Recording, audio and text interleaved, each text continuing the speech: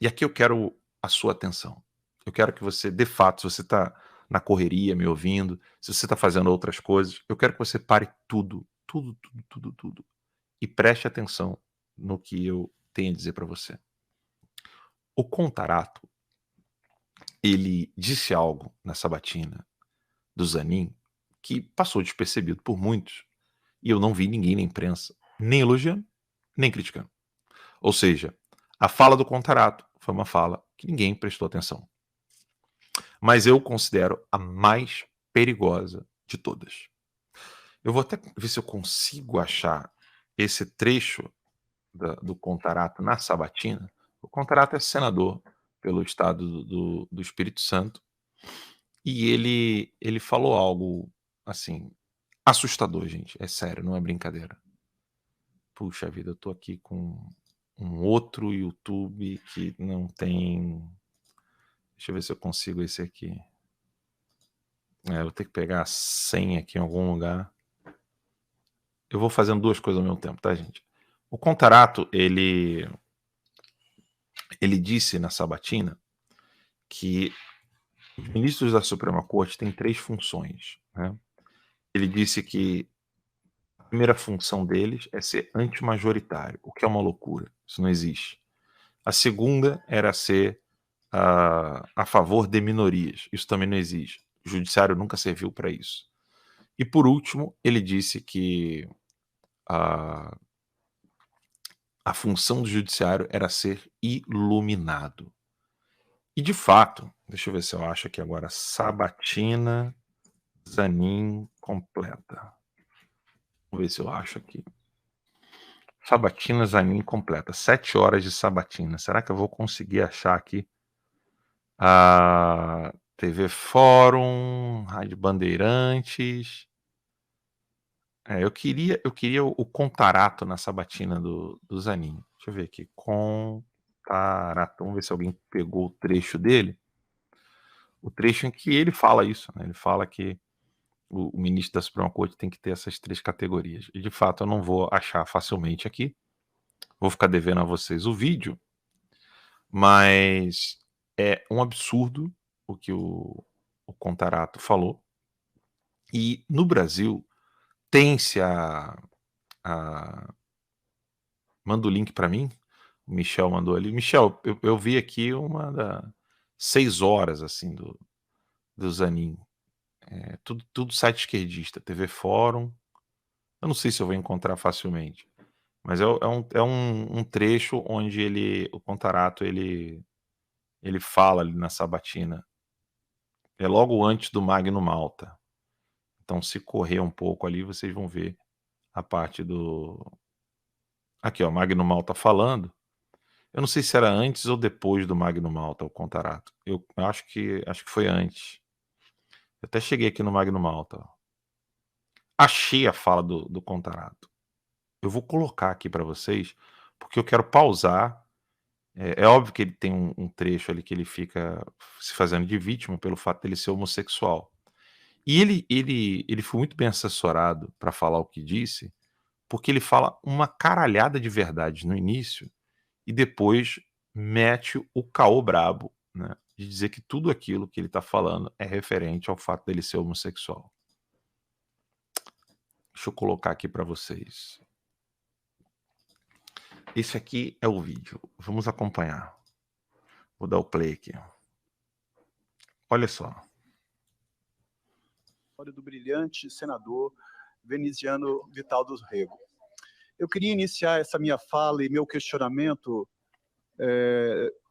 senhor presidente, porque, para mim, no direito, no nosso Estado Democrático de Direito, existem 2 bens jurídicos que são os principais. O primeiro é a vida, o segundo, a liberdade. Você vê que ele está certíssimo, né? O princípio da vida, né? Ou seja, respeitar a vida desde a sua concepção. No caso, parece até que ele vai falar contra o aborto, vai falar a favor das liberdades individuais, a liberdade de expressão, a liberdade de imprensa. Né? Você vê que ele começa muito preciso.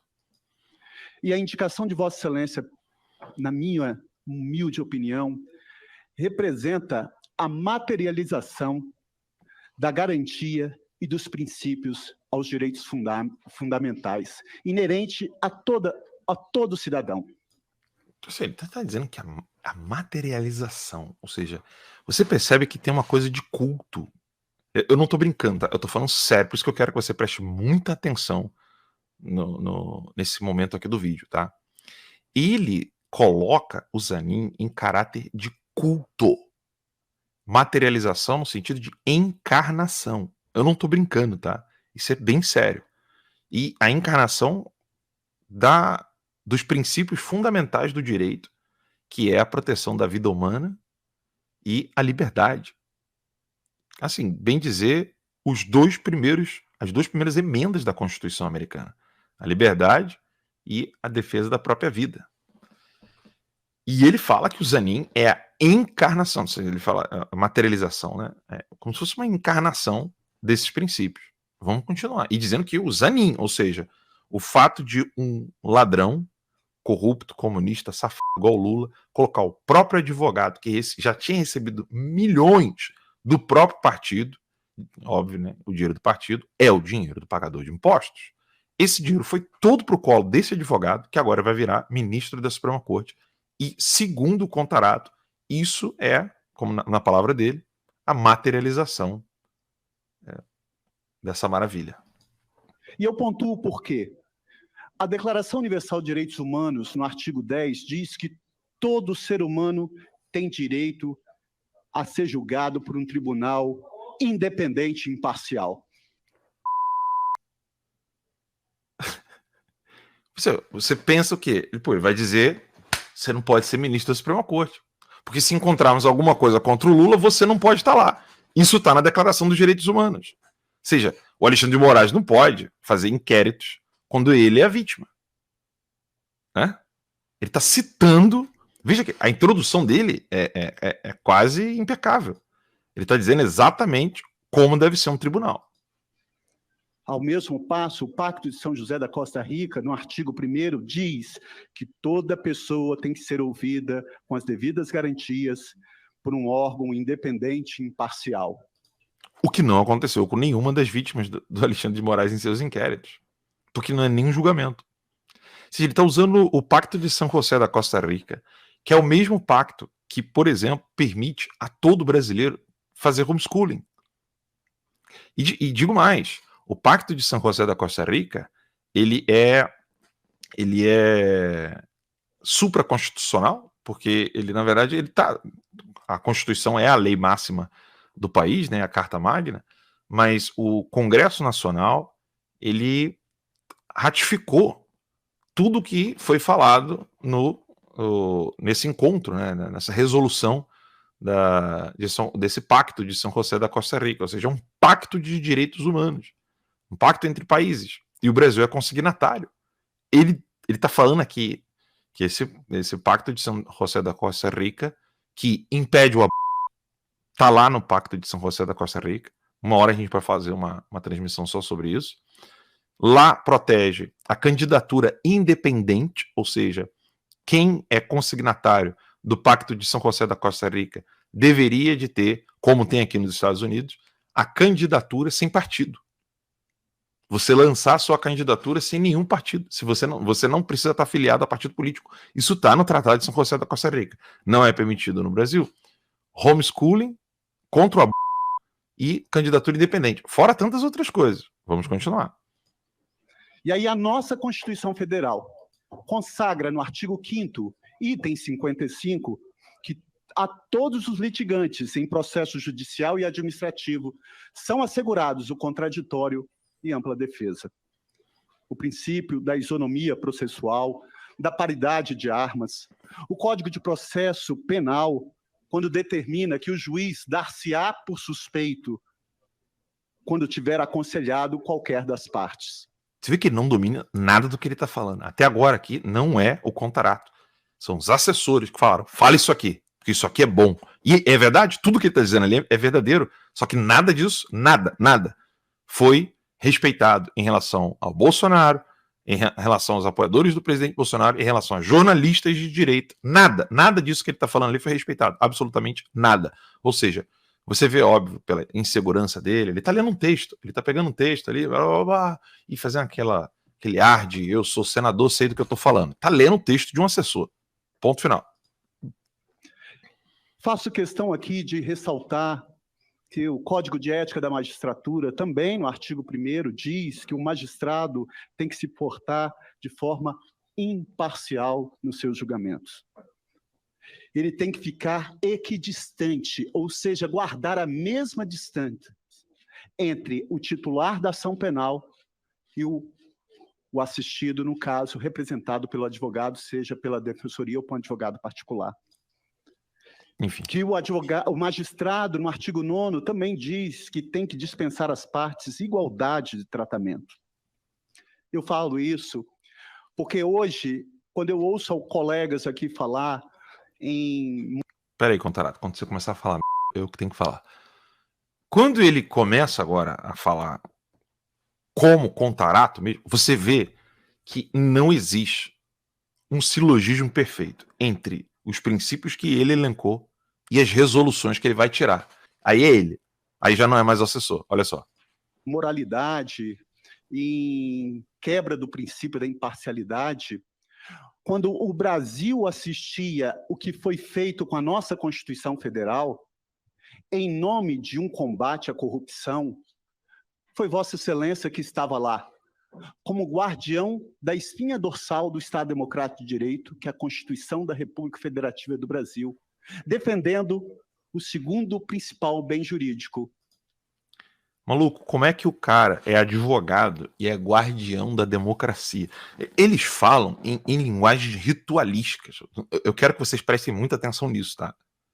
Eles falam em linguagem ritualística. Tipo, tem um portal, o portal da democracia, o portal da liberdade, assim, um negócio bem ritualístico. E aí tem um guardião ali. Parece que você tá lendo um Apocalipse, né? O Apocalipse. Não, que dali é o anjo que estava na porta tal de Jerusalém. Uma das portas está... É João falando do Apocalipse. E literalmente, ele coloca o Lula como o cordeiro imolado e o livro onde estava o cordeiro imolado é o Zanin. Vocês acham que eu estou exagerando? Escuta. A liberdade. E foi nesse contexto que Vossa Excelência, ali, aguerrido, corajoso, destemido, com um conhecimento jurídico irretocável, defendeu esse segundo bem jurídico tutelado, porque eu tenho que me render que o principal é a vida. E ali estava defendendo a liberdade. Nós tivemos casos no Brasil de pessoas que foram execradas publicamente, cerceadas em sua liberdade, por sentenças condenatórias transitadas em julgadas. Porra, quando ele tá começando a falar, você pensa, ele vai falar do Daniel Silveira, ele vai falar do Anderson Torres, ele vai falar, né, de mim, Alan dos Santos, ele vai falar do João do Estaca, ele vai falar da Sarah Winter, ele vai falar de todas as vítimas do Alexandre de Moraes. Não, ele tá falando do Lula! Do Lula! Apenas em primeira instância, e que não foram ratificadas pela Suprema Corte. E aí eu pergunto, quanto que vale um dia de cerceamento da liberdade de uma pessoa? Porra, eu nem te conto, meu brother. Eu nem te conto o que são 3 anos sem ver a família, esposa e filhos. O que é um dia sem liberdade? Eu te conto o que são 3 anos. Quanto que vale isso, meu querido senador veneziano Vital do Rego? Porque essa não é uma questão de um partido ou de um político, de uma sigla partidária. Porque defender a Constituição Federal e os princípios inerentes a todo cidadão, como a liberdade, ao julgamento, ao due process of law, o devido processo legal, contraditório e ampla defesa. É due process, é assim que se pronuncia, tá? Ele não sabe pronunciar, é due process. Mas vamos lá, o conceito tá certo, ele só não sabe pronunciar direito. Para mim, o senhor, a indicação do senhor, e aqui eu quero parabenizar o presidente Lula, porque não é uma questão pessoal. Claro, toda indicação ao ministro do Supremo Tribunal Federal é uma indicação de prerrogativa do presidente da República. Não foi assim com os outros dois últimos, né? Mas eu vou avançar porque, assim, haja estômago. O ponto crucial é outro. Muito pelo contrário, quantos ministros que foram indicados pelo... Tá bom, tá bom, tá bom. Agora, querer rotular, manchar os dois requisitos inerentes à indicação de Vossa Excelência. Tá bom, tá bom. Eu queria aqui fazer esse alerta, porque, às vezes, nós somos tendenciados a entender que os fins justificam os meios. Puta que o pariu. Quem tem essa tendência? Os comunistas. E não é isso. Nós temos que tratar igualmente os iguais na medida em que eles se desigualam. Mas nós temos que garantir aquilo que é fundamental em processo penal. O princípio de paridade de armas. O contraditório e ampla defesa. Hoje, para combater a corrupção, nós vamos aquecer em violar aquilo que é mais sagrado? Porque amanhã pode não ser para essa motivação. E isso que me preocupa quando eu vejo um comportamento de violação a direitos fundamentais. Porque a democracia é isso. É um governo da maioria. Porque nós somos eleitos pela maioria. Mas a função do Supremo Tribunal Federal... Agora, antes dele entrar nesse ponto, né, eu tô com um vídeo do Bukele aqui. Para quem não sabe, Bukele é o presidente de El Salvador. Todos os jornais estão o chamando de ditador, porque ele colocou milhares de narcotraficantes, membros de gangues, na cadeia. Depois a gente fala um pouco sobre Bukele. Mas é interessante você observar que todos eles tinham receio, né, do que estava acontecendo, porque se continuasse nesse ritmo e fosse para a mão de uma outra pessoa, não era só o Lula que seria vítima, né, com muitas aspas aqui, vítima, né, mas todos os criminosos, todos, iriam pagar muito caro pelos crimes que cometeram. Sem o tal do garantismo, né, elogiado pelo Flávio Bolsonaro, diga-se de passagem, né? Já falei que foi uma que ele falou ontem aqui, mas sem esse tal de garantismo, né, que eu hoje, por exemplo, gostaria muito que existisse essa tal de paridade de armas, acesso aos autos, ser julgado por alguém que está equidistante. Enfim, nada disso. São só palavras ao vento. Mas o pior de tudo, que vai linkar com o que o Lula disse, é esse momento aqui, que passou despercebido por muitos. Preste atenção. É atender não apenas o governo da maioria, muito pelo contrário, é também atuar de acordo com o jogo do Estado democrático e dos direitos fundamentais. Por isso que o Supremo Tribunal Federal, e aqui eu discordo de alguns colegas quando falam em ativismo judicial, porque o Supremo Tribunal Federal ele tem 3 funções, um ministro do Supremo Tribunal Federal. Primeiro, ele tem a função contramajoritária. Ele tem o poder de invalidar as normas que violarem a Constituição Federal feitas por nós, porque ele está ali como guardião da Constituição Federal. O segundo papel do Supremo Tribunal Federal é ele ser representativo.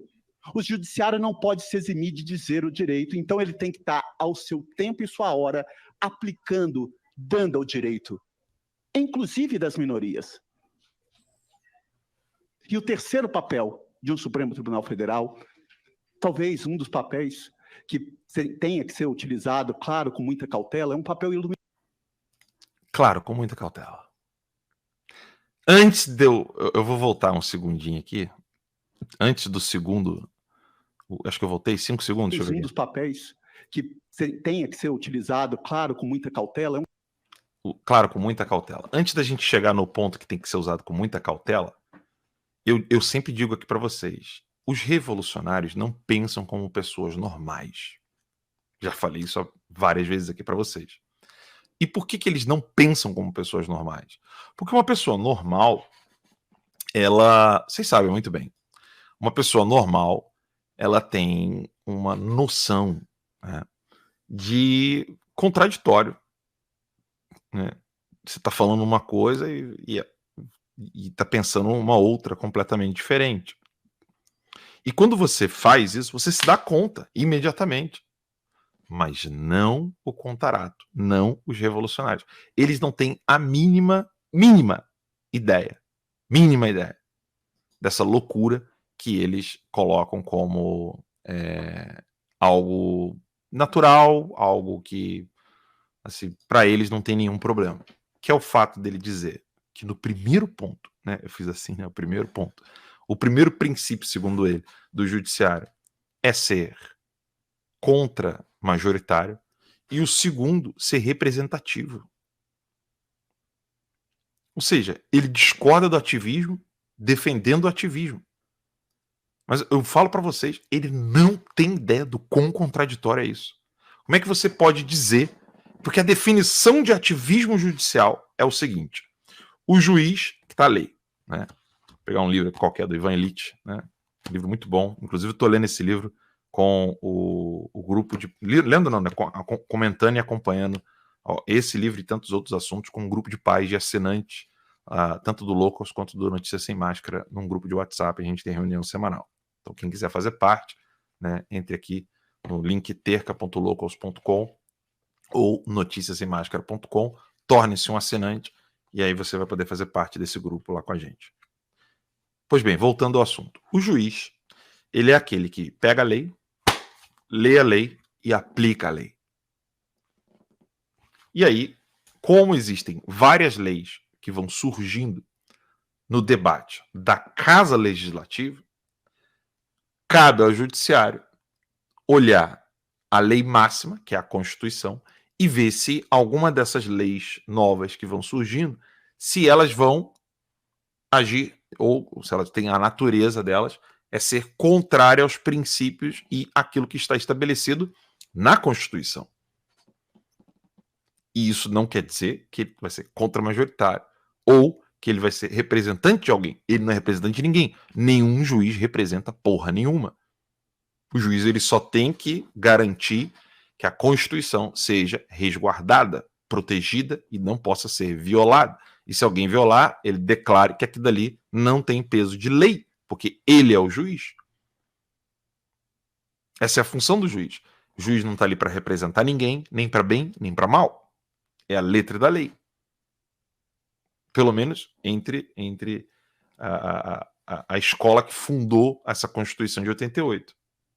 Eu poderia argumentar outras coisas aqui com vocês, não cabe aqui agora no momento, mas isso é pelo menos o que está escrito na Constituição, isso é o que está escrito nas leis brasileiras, que o juiz ele não está ali para representar um grupo, seja ele quem for, pode ser o grupo dos anjos, pode ser o grupo dos demônios, não importa. O grupo dos homens, o grupo dos elfos, dane-se. Juiz não tá, ele não é juiz para poder representar um grupo. E ele fala que ele tem que ser contra-majoritário e representante de minorias. Agora, por isso que ele tem o terceiro ponto, segundo o Contarato. Porque você só pode fazer isso, ou seja, fingir, né, que você está respeitando a tal da democracia, que é a vontade da maioria, e depois vir com um papinho de minorias, o que é uma coisa louca, porque se você for defender todas as minorias, é impossível que você consiga fazer com que um país consiga existir, né? E o Contarato não consegue perceber que isso é uma loucura, isso é uma contradição em termos. Mas você só pode fazer essa contradição se você tem esse terceiro ponto. E esse terceiro ponto é exatamente o que o Lula disse lá na França hoje. E tem sentido o Contarato falar isso e o Lula também. Que é isso aqui. Um papel iluminista. Como é que é?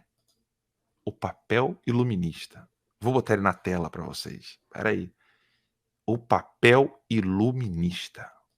Vou voltar aqui. É importante que tenha que ser utilizado, claro, com muita cautela, é um papel Claro, com muita cautela.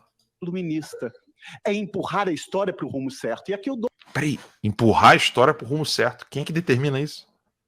Né? Primeiro que história, você empurrar a história para o rumo certo. Tudo figura de linguagem. Né? O que é história?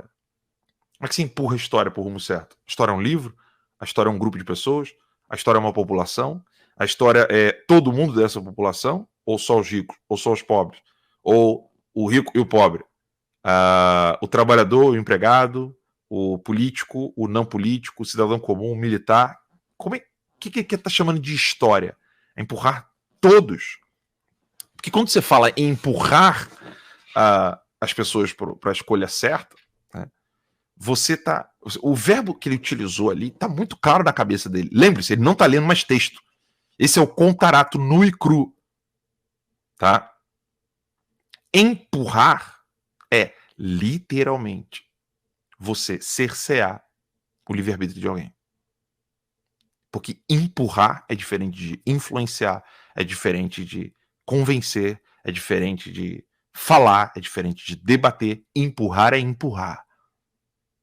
É usar uma força para uma direção, que segundo ele é a direção certa.